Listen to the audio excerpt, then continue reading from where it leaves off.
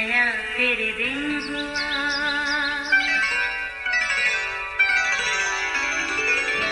नया फिर दिन हुआ, पुरानी रात का करे सो शुक्र हम खुदा की जात का, खुदा की जात का नया फिर दिन हुआ। आज की आयत। तब अगर मेरे लोग जो मेरे नाम से कहलाते हैं खाकसार बनकर दुआ करें और मेरे दीदार के तालिब हों और अपनी बुरी राहों से बाज आएं, तो आसमान पर से सुनकर उनके गुनाह मुआफ़ करूँगा और उनके मुल्क को बहाल करूँगा। दूसरी तवारीख 7वां बाब 14वीं आयत। अजीज़ों, हमारी ज़िंदगी में ऊंच नीच के मरहले आते ही रहते हैं, मगर यूँ चलते चलते अगर कोई ठोकर लग जाए तो इसकी कोई वजह ज़रूर होती है। बिलाशुबा ठोकर हमारे लिए गोया एक वार्निंग है जिसमें हमारी ही बेहतरी है।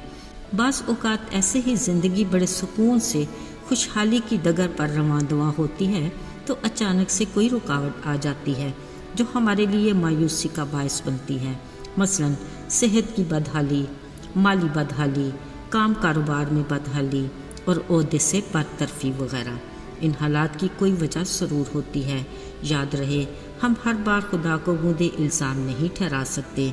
इसमें यकीनन हमारी कोताही, सुस्ती, गैर जिम्मेदारी भी शामिल होती है। और हाँ, बड़ी वजह अपने अकीदे से दूरी है जिसके बारे में हम इतनी संजीदगी से सोचते ही नहीं, बस अपनी किस्मत समझकर नाशुक्री करते और बुड़बुड़ाते रहते हैं। अजीज़ों, याद रहे, हमारी ज़िंदगी का मालिक खाली खुदा पांसे का खुदा नहीं जो हमें खुशहाली अता करता है, कभी बदहाली की कैफियत में लाकर हमें कुछ सिखाना भी चाहता है ताकि हमें आजमाए कि हम उसके साथ किस हद तक वफादार हैं। ऐसी हालत में ज़बूर नवीस कहता है, आए हमारी नजात देने वाले खुदा, हमको बहाल कर और अपने गज़ब से हमको दूर रख। अजीज़ों, बहाली का मतलब है अपनी नॉर्मल हालत में वापस आना, बिगड़ी सूरत का वापस बहाली में होना। ये हमारे लिए खुशी के वो लम्हात और कैफियत है जो फ़कत खुदा के बड़े फजल से हमें मिल सकती है, जिसकी तस्दीक खुदा के ही कलाम से होती है कि वो जान को बहाल करता है। खुदा का बंदा अयूब बाइबल मुकद्दस का ऐसा किरदार है जो सब्र, शुक्र और बर्दाश्त में हमारे लिए बेहतरीन मिसाल है। खुदावन ने खुद उसके बारे में फरमाया कि ज़मीन पर अयूब की मानद कामिल और आसपास आदमी जो खुदा से डरता और बदी से दूर रहता हो कोई भी नहीं।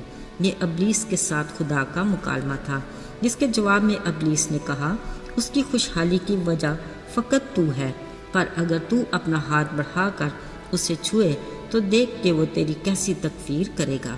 अजीज़ों, उसी वक्त से अयूब की बदहाली का दौर शुरू हुआ।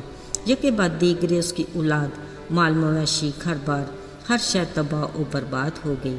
ये होलनाक तबाही उसका कड़ा इम्तिहान था जिसमें वो खुदा के फजल से पूरा उतरा। ये सब कुछ सुनने के बाद उसने कहा, खुदावन ने दिया, खुदावन ने लिया, खुदावन का नाम मुबारक हो। फिर उसकी बदहाली का दूसरा दौर शुरू हुआ कि अयूब को तलवे से चांद तक दर्दनाक फोड़ों ने दुख दिया और वो अपने आप को खुजाने के लिए एक ठिकरा लेकर राख पर बैठ गया। ऐसे में उसकी बीवी ने उससे कहा, क्या अब भी तू अपनी रास्ते पर कायम रहेगा? खुदा की तकफीर कर और फिर मर जा। अजीज़ों, अपनी बदहाली के बदतरीन हालात में भी कलाम मुकद्दस में लिखा है कि अयूब ने ना तो गुनाह किया और ना ही खुदा पर बेजा काम का ऐब लगाया। यकीनन उसका दिल ये ज़रूर कहता होगा कि आए खुदा, अपनी निजात की शादमानी मुझे फिर से अनायत कर और अपनी मुस्तैद रूह से मुझे संभाल। इन सब बातों के बावजूद वो अपने सब्र, बर्दाश्त और शुक्र के साथ खुदावंद में मजबूत रहा।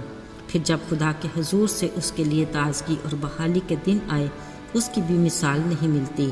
खुदावंद के कलाम में लिखा है कि खुदा ने अयूब को इब्तदा की निस्बत ज़्यादा बरकत बख्शी।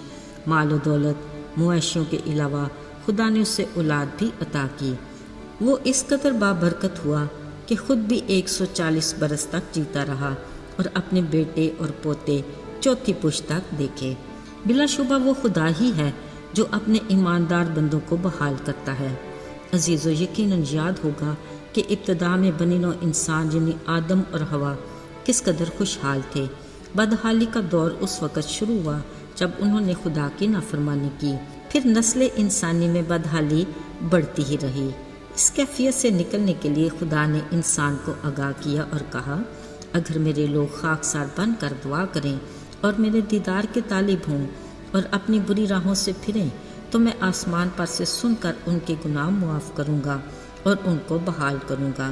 عزیزو، یقیناً ہم میں سے ہر کوئی اپنی زندگی میں اچھے دن دیکھنا چاہتا اور بحالی کا آرزو مند اور تازگی کا امیدوار ہے۔ ساتھیو، اگر ہم اپنی جسمانی اور روحانی زندگی میں بدحالی کے دور سے گزر رہے ہیں تو گھبرائیے نہیں۔ آئیے مل کر خدا کے حضور خاکساری سے دعا کریں، اپنی خطاؤں کو مانیں اور اپنے گناہوں کا اقرار کر کے توبہ کریں اور اس کی طرف رجوع لائیں تو مہربان باپ یقیناً ہمارے گناہ معاف کر کے ہمیں پھر سے بحال کرے گا۔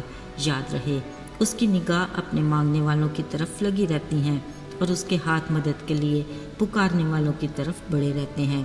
یہ اس کی دعوت عام ہے کہ آئے محنت اٹھانے والوں اور بوجھ سے دبے لوگوں، میرے پاس آؤ، میں تمہیں آرام دوں گا۔ میرا جوا اٹھا لو اور مجھ سے سیکھو، کیونکہ میں حلیم ہوں اور دل کا فروتن، تو تمہاری جانیں آرام پائیں گی۔ آئیے ظہور نویس کے ساتھ مل کر خدا باپ سے التجا کریں کہ آئے خداون اپنے چہرے کو ہم پر چلوا کر فرما تو ہم بحال ہوں گے۔ آئیے دعا کریں۔ اے مہربان اور رحیم باپ، رات بھر کی اچھی پرسکون نیند اور دن کی روشنی کے لیے ہم تیرے شکر گزار ہیں۔ ہمیں قدم قدم پر تیری ضرورت ہے۔ آج ہم اپنے ان عزیزوں کے لیے تجھ سے التجا کرتے ہیں جو کسی بھی طرح کی بدحالی کا شکار ہیں۔ تو انہیں بحال کر اور اپنے حضور سے ان کے لیے تازگی کے دن لا۔ یسوع کے نام میں آمین۔